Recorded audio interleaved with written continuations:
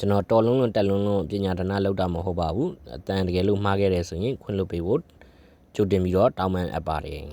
like and subscribe ခေါင်းလောင်းလေးနှိပ်ပေးခဲ့ပါဦး အားလုံးမင်္ဂလာပါဗျာကျွန်တော်နာမည်ကတော့ရဲသူရင်ဆွေဖြစ်ပါတယ်ဒီနေ့ကတော့ကျွန်တော်တို့ခန်းကြီး master new version ပါနော် new version ရဲ့လေးလုံးမြောက်ကိုကျွန်တော်တို့သွားပါမယ်ဟုတ်ပြီလေးလုံးမြောက်ကတော့ကျွန်တော်တို့ကဘာနော်သူ့ရဲ့ဘာနော်လုံးတွဲလေးကတော့3လုံးပဲရှိပါတယ်အဲ့တော့ကျွန်တော်တို့ကသူ့ကိုကျွန်တော်တို့တဲပုံချက်နည်းနဲ့ဘာနော်အလွယ်မှတ်ပုံမှန်နည်းရဲ့ချက်ပုံချက်နည်းရဲ့ဘာနော်တခါလေးပြောပြပေးပါမယ်ဘာနော်ဟုတ်ပြီဒါဆိုရင်ကျွန်တော်တို့ကအခုဒီပေါ့နော်လေးလုံးမြောက်ဒီကျွန်တော်တို့ဘာလဲဆိုရင်အပိုင်းလေး2ပိုင်းပါပါတယ်လူရေးဆိုတဲ့အပိုင်းတစ်ပိုင်းပါမယ်ပြီးတော့ရင်ဒီနောက်မှာကျွန်တော်တို့လွယ်ကူတယ်ဆိုတဲ့အပိုင်းလေးပါမယ်နော်လွယ်ကူသောဆိုတဲ့အပိုင်းလေးပါမယ်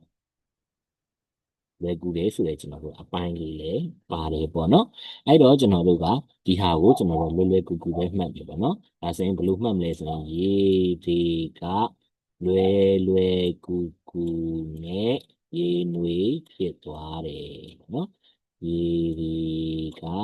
လွယ်ကူကူနဲ့ရေနွေ